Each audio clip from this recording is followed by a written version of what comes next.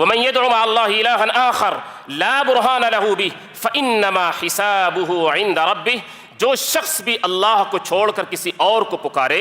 جو شخص بھی مددگار اللہ کے علاوہ کسی اور کو سمجھے، اور ان معاملات میں کہ جن معاملات میں سوائے اللہ کے کسی اور کے بس میں اور اس کی طاقت میں ہے بھی نہیں کہ وہ مدد کر سکے، جسے ما فوق الاسباب کہتے ہیں، اگر کسی بندے نے اللہ کو چھوڑ کر کسی اور کے بارے میں یہ عقیدہ، یہ ایمان رکھا، تو پھر اس نے غیر اللہ کو پکارا، غیر اللہ پر اس کا ایمان ہوا، اور یہ شرک کی بدترین شکل اور قسم ہے کہ جو انسان کے ایمان اور اعمال سب کو ضائع اور برباد کر دے گی، اور اس کی دنیا اور آخرت دونوں جہان اس کی خراب ہو جائے گی۔ کوئی بھی جادوگر اس وقت تک جادوگر ہو ہی نہیں سکتا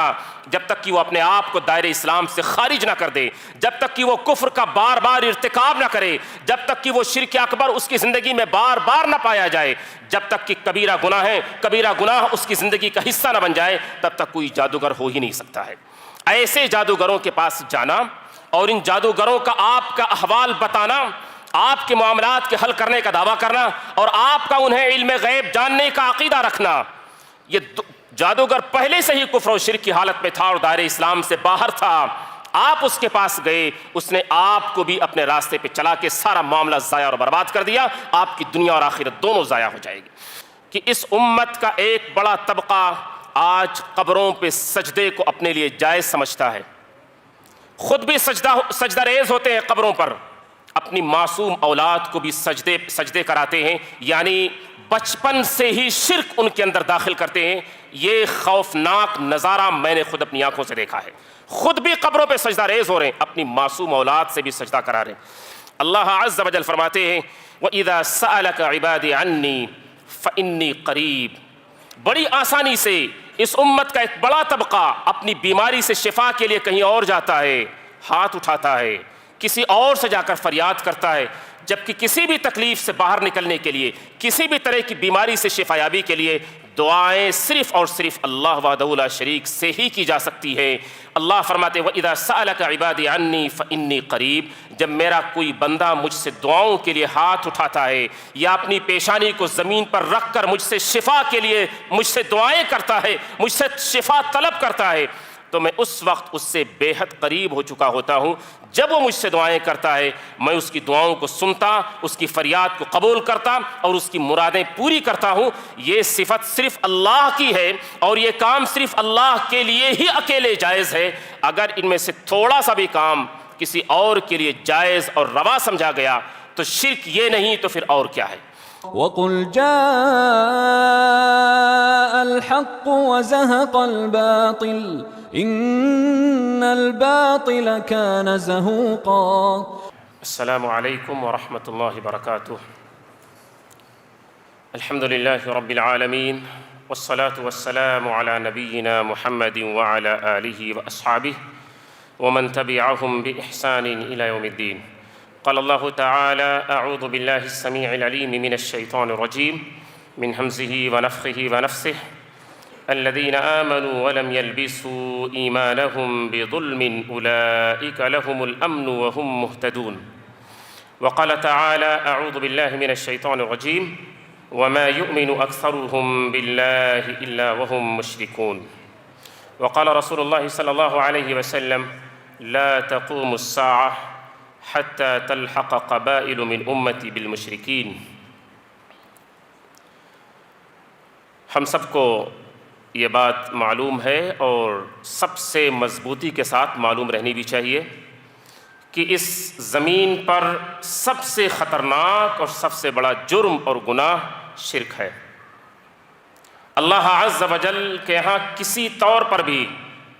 ذرہ برابر بھی شرک کی معافی نہیں ہے۔ سب سے زیادہ اللہ وحدہ لا شریک کو اگر کسی گناہ سے نفرت ہے تو وہ شرک ہے، کہ کوئی بندہ اللہ کی ذات، اس کی صفات، یا یوں کہیں کہ اس کی ربوبیت، الوہیت یا اسماء و صفات میں کسی غیر کو بھی شریک ٹھہرائے، یا دوسرے الفاظ میں یوں سمجھیں کہ عبادت کی جو بھی شکلیں ہیں، تھوڑی سی بھی کوئی چیز بندہ اللہ کے علاوہ کسی غیر کے لیے کرے تو اگر شرک کسی طور پر بھی کسی مرد، کسی عورت، کسی چھوٹے اور کسی بڑے کے اندر پایا گیا تو اللہ وحدہ لا شریک کا صاف اور کھلے لفظوں میں یہ اعلان ہے کہ جو شخص ومن یشرک باللہ فقد حرم اللہ علیہ الجنہ ومأواہ النار وما للظالمین من انصار، جو شخص اللہ کے ساتھ کسی کو شریک ٹھہرائے گا اس کی ربوبیت میں، اس کی الوہیت میں یا اس کے اسماء و صفات میں، کسی بھی ایسے معاملے میں کہ جو صرف اور صرف اللہ وحدہ لا شریک کے لیے خاص ہے، اس میں سے تھوڑی سی بھی کوئی چیز اگر کسی بندے نے کسی نبی کے لیے، کسی ولی کے لیے، کسی پیر فقیر کے لیے، کسی امام یا کسی بزرگ کے لیے ثابت کرنے کی کوشش کی یا عقیدہ رکھا، تو اللہ کا کہنا ہے کہ ایسے شخص کے اوپر اللہ نے جنت کو ہمیشہ کے لیے حرام کر دیا ہے، جنت کو اللہ نے ہمیشہ کے لیے حرام کر دیا ہے، اس کا ٹھکانہ جہنم ہی ہے۔ اتنی سخت اور شدید وعید اللہ رب العالمین نے شرک کے بارے میں فرمائی۔ بغیر توبہ اور بغیر تجدید ایمان کے اگر اس کی موت ہو جائے تو پھر معاملہ ختم، اس کی معافی کا جو بھی راستہ بن سکتا تھا وہ راستہ بند ہو جائے گا، اس کا چیپٹر ہمیشہ کے لیے کلوز۔ ان اللہ لا یغفر ان یشرک بہ ویغفر ما دون ذلک لمن یشاء، اللہ عز و جل شرک کو کبھی معاف نہیں فرمائیں گے۔ شرک کے علاوہ جو دوسرے گناہ ہیں وہ اللہ کی مشیت کے تحت ہیں۔ کچھ لوگوں نے اس کا یہ مطلب سمجھ لیا ہے کہ شرک کے علاوہ جو بھی گناہ کرو سب معاف ہو جائے گا، وہ معافی ممکن ہے لیکن وہ اللہ کی مشیت کے تحت ہے۔ جس گناہ کو شرک کے علاوہ اللہ چاہیں گے تو معاف کر دیں گے، اور جس گناہ کے بارے میں اللہ چاہیں گے تو اس کی سزا دے کر کے پھر اس کو اس جہنم سے باہر نکالیں گے، لیکن معافی بہرحال ممکن ہے۔ لیکن شرک ایک ایسا جرم، ایک ایسا گناہ ہے کہ جس کی معافی کے لیے کوئی راستہ نہیں ہے۔ ایک بڑا تاثر اس امت میں یہ پایا جاتا ہے، خاص طور سے بر صغیر کے لوگوں میں، یہ سب کانٹیننٹ کے لوگوں میں یہ خیال پایا جاتا ہے کہ شرک مسلمان نہیں کرتا ہے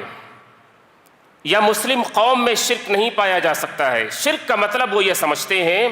کہ شرک صرف اسی چیز کا نام یا اسی عمل کا نام ہے کہ اگر کوئی کسی بت کے سامنے اپنا سر جھکا دے، اپنی پیشانی جھکا دے، یا کسی اسٹیچو کے سامنے وہ جھک جائے، یا اور شرک کے جو دوسری قوموں میں جو مثالیں پائی جاتی ہیں، یہ امت کے بہت سارے افراد سمجھتے ہیں کہ شرک صرف وہی ہے اور صرف انہی قوموں کے ساتھ خاص ہے، اس امت مسلمہ میں شرک نہیں پایا جا سکتا، حالانکہ ایسی بات نہیں ہے۔ اللہ فرماتے ہیں الذین آمنوا ولم یلبسوا ایمانہم بظلم اولئک لہم الامن وہم مہتدون، اس امت میں بھی، اسلام قبول کرنے والوں میں بھی، ایمان کا دعویٰ کرنے والوں میں بھی شرک عین ممکن ہے۔ اللہ فرماتے ہیں کہ جو شخص ایمان لائے اور اپنے ایمان کے ساتھ اس نے ظلم یعنی شرک کی آمیزش نہ کی، اس کا ایمان شرک سے پاک رہا، اس کی توحید کے اندر اخلاص رہا، اس کے اندر کفر نہیں پایا گیا، تو یہی لوگ امن میں ہیں اور یہی ہدایت یافتہ ہیں۔ یہ آیت اس بات پر صاف طور پر دلیل ہے کہ ایمان رکھنے والوں میں بھی شرک کا پایا جانا ممکن ہے، اور اللہ عز و جل کسی بھی ایمان والے کی ایمان کو اسی وقت قبول فرمائیں گے جب اس کا ایمان اخلاص کی بنیادوں پر ہو، جب اس کی توحید شرک سے پاک ہو، اور کسی بھی شخص کے امن پر اور ہدایت یافتہ ہونے کے لیے بھی یہی شرط ہے کہ اس کا ایمان سچا اور خالص ہو، شرک کی آمیزش ذرا بھی اس کے ایمان میں اور اس کے عقیدے میں نہ پائی جاتی ہو، تبھی وہ توحید میں سچا ہے، تبھی وہ امن پہ رہے گا، اس کی زندگی میں امن ہوگا، اور تبھی وہ ہدایت یافتہ قرار پائے گا۔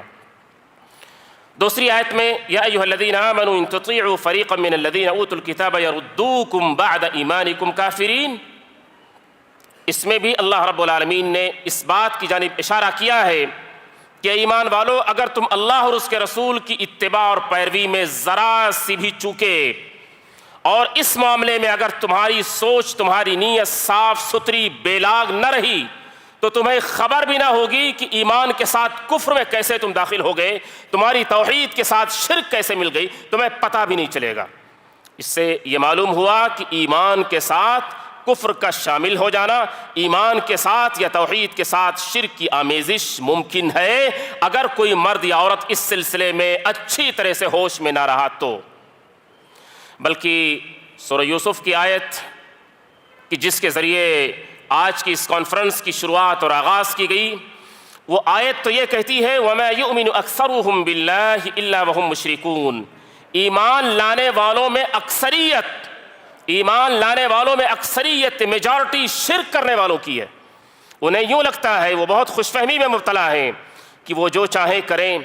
جس سے چاہیں وہ فریادیں کر لیں، جس کے آگے چاہے وہ جھک جائیں، جس کے بارے میں وہ چاہے غیب کا عقیدہ رکھ دیں، جس سے چاہے وہ تبرک حاصل کرنے لگیں، جس کے بارے میں وہ جو چاہیں ایمان اور عقیدہ رکھیں، لیکن وہ مسلمان ہیں، وہ رسول اللہ صلی اللہ علیہ وسلم کی نبوت اور رسالت پر ایمان رکھتے ہیں، تو وہ موحد قرار پائیں گے، وہ جو چاہیں کر لیں؟ ایسا نہیں ہے۔ اللہ کہتے ہیں کہ ایمان لانے والوں میں اکثریت شرک کرنے والوں کی ہے۔ ایمان میں خالص اور سچے بہت کم لوگ ہوتے ہیں، اور رسول اللہ صلی اللہ علیہ وسلم کا بھی اشارہ اور آپ کی بھی پیشین گوئی ہے، لا تقوم الساعہ حتی تلحق قبائل من امتی بالمشرکین، قیامت اس وقت تک قائم نہیں ہوگی، قیامت اس وقت تک برپا نہیں ہوگی جب تک کہ میری امت کے ڈھیر سارے قبائل،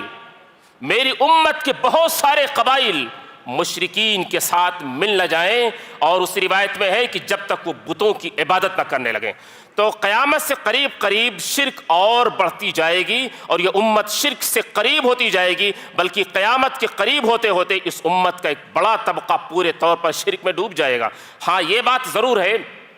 کہ رسول اللہ صلی اللہ علیہ وسلم نے یہ بات فرمائی کہ واللہ ما اخاف علیکم ان تشرکوا بعدی، پوری امت کہ جس طرح دوسری امتیں اور دوسری قومیں سر سے پیر تک مکمل پوری امت شرک میں ڈوب گئی، بہت ساری پہلی کی امتیں، یہ امت محمدیہ تمام کے تمام اس کے افراد شروع سے آخر تک یا سر سے لے کر پیر تک شرک میں نہیں ڈوبیں گے، اس کی اکثریت شرک میں جائے گی، لیکن اللہ عز و جل اسی امت میں ایک طبقے کو، ایک جماعت کو اللہ ہمیشہ قیامت تک کھڑا رکھیں گے اور قائم رکھیں گے کہ جو جماعت، جو چھوٹا سا طبقہ توحید پر قائم ہوگا اور اس کے بعد وہ آخری دم تک توحید کی خاطر ساری کوششیں کرتا رہے گا۔ اللہ سے دعا کرنی چاہیے اور خصوصیت کے ساتھ اس بات کی نیت رکھنی چاہیے کہ اسی جماعت اور اسی خصوصی طبقے میں اللہ ہمیں بھی شامل فرمائے کہ جو آخری دم تک توحید پر قائم رہے گی جو جماعت، اور آخری دم تک شرک سے پاک اور بیزار رہے گی اور امت کے اندر توحید کی دعوت کو عام کرتی رہے گی اور شرک سے بیزاری کا اعلان کرتی رہے گی۔ ہمیں یہ چیز اچھی طرح سے دیکھنے کو ملتی ہے، یہ ہم سب کے مشاہدے میں کوئی ڈھکی چھپی چیز نہیں ہے کہ اس امت کا ایک بڑا طبقہ آج قبروں پہ سجدے کو اپنے لیے جائز سمجھتا ہے، خود بھی سجدہ ریز ہوتے ہیں قبروں پر، اپنی معصوم اولاد کو بھی سجدے کراتے ہیں، یعنی بچپن سے ہی شرک ان کے اندر داخل کرتے ہیں۔ یہ خوفناک نظارہ میں نے خود اپنی آنکھوں سے دیکھا ہے، خود بھی قبروں پہ سجدہ ریز ہو رہے ہیں، اپنی معصوم اولاد سے بھی سجدہ کرا رہے ہیں۔ ایسے ہی طواف کرنا قبروں کا، غیر اللہ کے لیے نظر و نیاز ماننا اور دھاگے باندھنا، غیر اللہ کی قسمیں کھانا اور غیر اللہ کے نام پر جانوروں کو ذبح کرنا، قبر والوں کو یا کسی اور کو غیب داں سمجھنا، اور ایسے ہی جس سے چاہیں برکت کا عقیدہ رکھ لیں اور جس سے چاہیں تبرک حاصل کرنے لگیں، یہ شرک کی وہ بدترین شکلیں اور مثالیں ہیں جو اس امت کے اندر کھلے طور پر پائی جاتی ہیں۔ یہ کوئی ڈھکی چھپی چیز نہیں ہے، کسی سے بھی ڈھکی چھپی چیز نہیں ہے۔ اللہ عز و جل فرماتے ہیں وَإِذَا سَأَلَكَ عِبَادِي عَنِّي فَإِنِّي قَرِيب، بڑی آسانی سے اس امت کا ایک بڑا طبقہ اپنی بیماری سے شفا کے لیے کہیں اور جاتا ہے، ہاتھ اٹھاتا ہے، کسی اور سے جا کر فریاد کرتا ہے، جبکہ کسی بھی تکلیف سے باہر نکلنے کے لیے، کسی بھی طرح کی بیماری سے شفا یابی کے لیے دعائیں صرف اور صرف اللہ وحدہ لا شریک سے ہی کی جا سکتی ہے۔ اللہ فرماتے وَإِذَا سَأَلَكَ عِبَادِي عَنِّي فَإِنِّي قَرِيب، جب میرا کوئی بندہ مجھ سے دعاؤں کے لیے ہاتھ اٹھاتا ہے یا اپنی پیشانی کو زمین پر رکھ کر مجھ سے شفا کے لیے مجھ سے دعائیں کرتا ہے، مجھ سے شفا طلب کرتا ہے، تو میں اس وقت اس سے بے حد قریب ہو چکا ہوتا ہوں۔ جب وہ مجھ سے دعائیں کرتا ہے میں اس کی دعاؤں کو سنتا، اس کی فریاد کو قبول کرتا اور اس کی مرادیں پوری کرتا ہوں۔ یہ صفت صرف اللہ کی ہے اور یہ کام صرف اللہ کے لیے ہی اکیلے جائز ہے۔ اگر ان میں سے تھوڑا سا بھی کام کسی اور کے لیے جائز اور روا سمجھا گیا تو شرک یہ نہیں تو پھر اور کیا ہے؟ ومن يدع مع الله إلها آخر لا برهان له به فإنما حسابه عند ربه، جو شخص بھی اللہ کو چھوڑ کر کسی اور کو پکارے، جو شخص بھی مددگار اللہ کے علاوہ کسی اور کو سمجھے، اور ان معاملات میں کہ جن معاملات میں سوائے اللہ کے کسی اور کے بس میں اور اس کی طاقت میں ہے بھی نہیں کہ وہ مدد کر سکے، جسے ما فوق الاسباب کہتے ہیں، اگر کسی بندے نے اللہ کو چھوڑ کر کسی اور کے بارے میں یہ عقیدہ، یہ ایمان رکھا، تو پھر اس نے غیر اللہ کو پکارا، غیر اللہ پر اس کا ایمان ہوا، اور یہ شرک کی بدترین شکل اور قسم ہے کہ جو انسان کے ایمان اور اعمال سب کو ضائع اور برباد کر دے گی، اور اس کی دنیا اور آخرت دونوں جہان اس کی خراب ہو جائے گی۔ ایسے ہی شرک کی ایک واضح شکل آج بہت سارے مساجد میں دیکھی جاتی ہے۔ دعائیں فرض نماز کے بعد اجتماعیت کے ساتھ دعائیں مانگی جاتی ہیں، جبکہ اجتماعیت کے ساتھ ہر فرض نماز کے بعد دعا مانگنا وہ خود رسول اللہ صلی اللہ علیہ وسلم کی سنت سے ثابت نہیں ہے، لیکن اجتماعی دعائیں کیے جانے کے بعد دعاؤں کے الفاظ جو کچھ انہیں کہنے کے بعد آخر میں وہ کہتے ہیں اے اللہ یہ دعائیں رسول اللہ صلی اللہ علیہ وسلم کے صدقے طفیل میں قبول فرما لے، یعنی دعائیں کرنے کے بعد اس دعا کا خاتمہ شرک پر کیا گیا ہے۔ یہ آج کل یہ چیزیں تمام مساجد میں، اگر ہماری نمازوں کا اختتام شرک پہ ہو رہا ہو، ایسی نمازیں، ایسی دعائیں، ایسی عبادات کی قبولیت کے لیے اب کیا بات کہی جائے کہ جس کا اختتام شرک پر ہو رہا ہو یا جس کا اختتام گمراہی پہ ہو رہا ہو۔ شرک کی ایک اور شکل ہے جو ہمارے یہاں بہت خفیہ طریقے سے داخل ہوتی ہے، جو ہماری نیتوں میں داخل ہو جاتی ہے، جو ہمارے ارادے کے اندر شامل ہو جاتی ہے، اور وہ شرک ہے نیت و ارادے کے اندر پایا جانے والا شرک۔ کوئی بھی نیکی اور خیر کا کام وہ چھوٹا ہو یا بڑا، ہمیں اسے اللہ وحدہ لا شریک کو راضی اور خوش کرنے کے لیے کرنا ہے۔ اللہ کے ہاں وہ کام مقبول ہو جائے، ہماری دنیا اور آخرت کے لیے بہتر ہو جائے، ہمارا رب ہم سے خوش ہو جائے اور راضی ہو جائے، یہ نیت۔ اور اس کے بعد وہ کام رسول اللہ صلی اللہ علیہ وسلم کے طریقے کے عین مطابق ہو۔ اگر اس نیت میں کھوٹ آ جائے، اگر اس نیت کے اندر یہ شامل ہو جائے کہ ہمیں سب سے زیادہ اس کام کے بدلے میں شہرت حاصل ہو، ہمیں ریاکاری اگر ہماری نیت میں شامل ہو جائے، دکھلاوا اور شواف اگر ہمارے ارادے میں داخل ہو جائے، تو پھر یہ نیت اور ارادے کے اندر جو چیز آئی ہے ہم اسے بھی شرک کہیں گے۔ یہ اور بات ہے کہ یہ شرک اصغر کی کیٹیگری اور اس قبیل میں آئے گا، لیکن بہرحال کسی کام کا شرک ہونا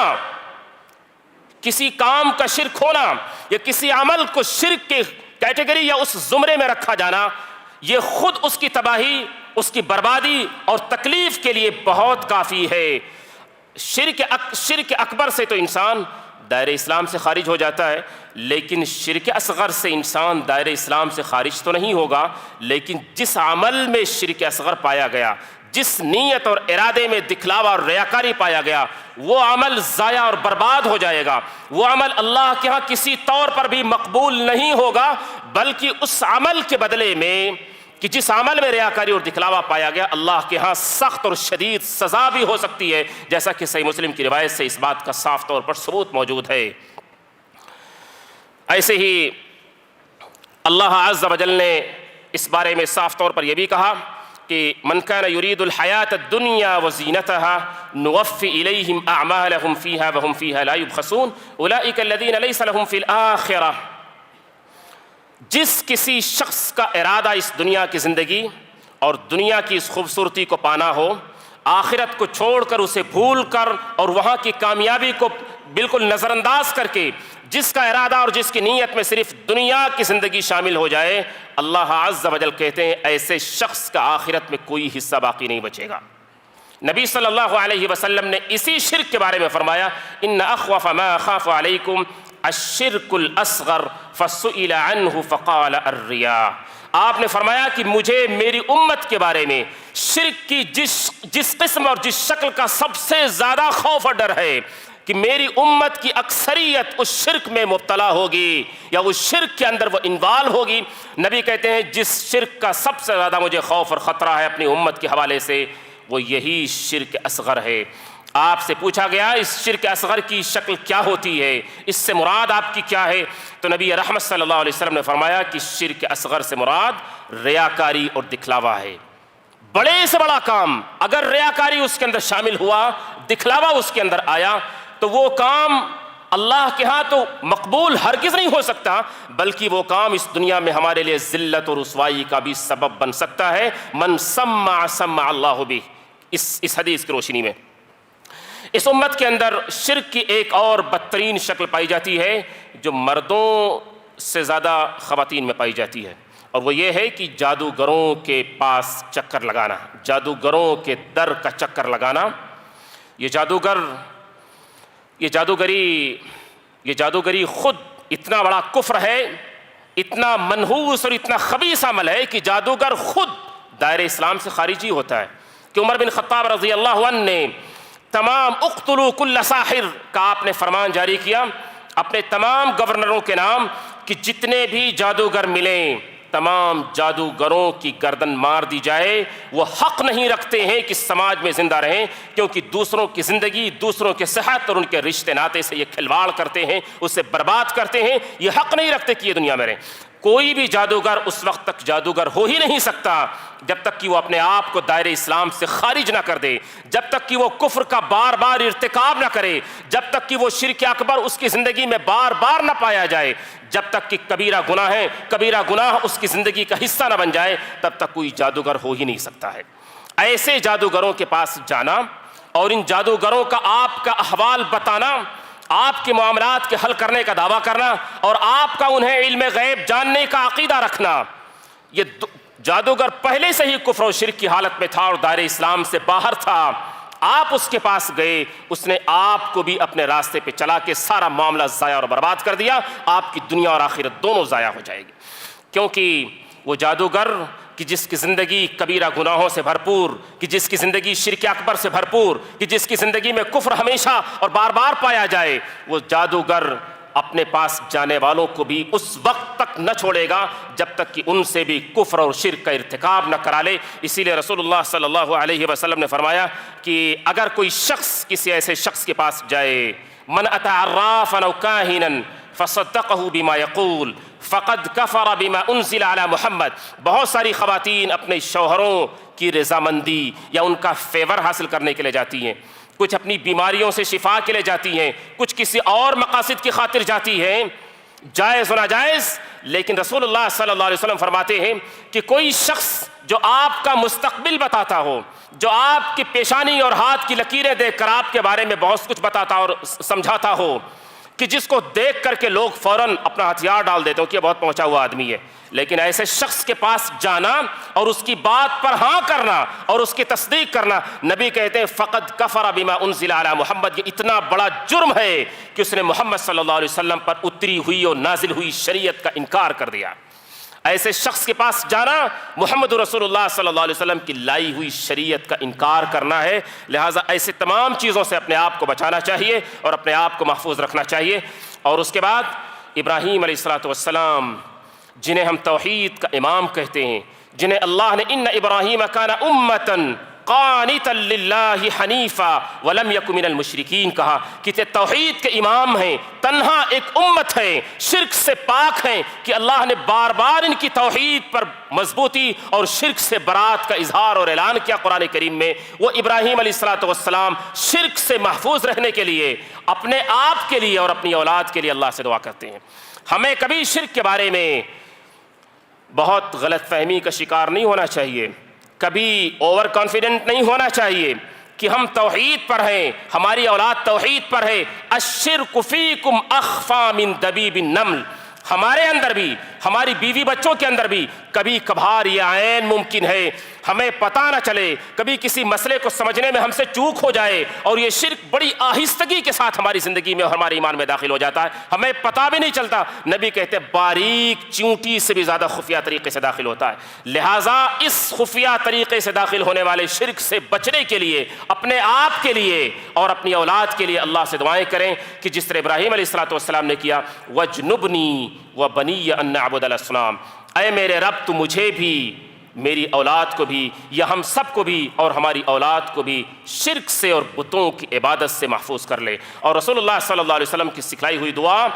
اللہم انی اعوذ بک ان اشرک بک وانا اعلم واستغفرک لما لا اعلم، اے اللہ جانے اور انجانے میں، اے اللہ جانے اور انجانے میں کسی طرح سے بھی شرک ہونے سے میں تیری پناہ چاہتا ہوں۔ اس دعا کی برکت سے بندہ شرک اکبر سے بھی محفوظ ہو جائے گا انشاءاللہ، اور شرک اصغر سے بھی محفوظ ہو جائے گا۔ لہٰذا ابراہیم علیہ السلام کی دعا اور محمد رسول اللہ صلی اللہ علیہ وسلم کی اس دعا کو ہمیں پڑھنا چاہیے اور دعا کرنی چاہیے، توحید پر استقامت اختیار کرنی چاہیے، اور شرک کی تمام قبیح شکلوں سے، تمام ظاہری اور باطنی شکلوں سے اپنے آپ کو بچانے کی اور اپنے اولاد کو بچانے کی فکر کرنی چاہیے۔ اللہ عز و جل ہم سب کو توحید اور ایمان پر استقامت نصیب فرمائے۔ ہمارے اندر جو کمی بیشی ہے اللہ انہیں سمجھ کر ان کی اصلاح کی توفیق عطا فرمائے۔ شرک،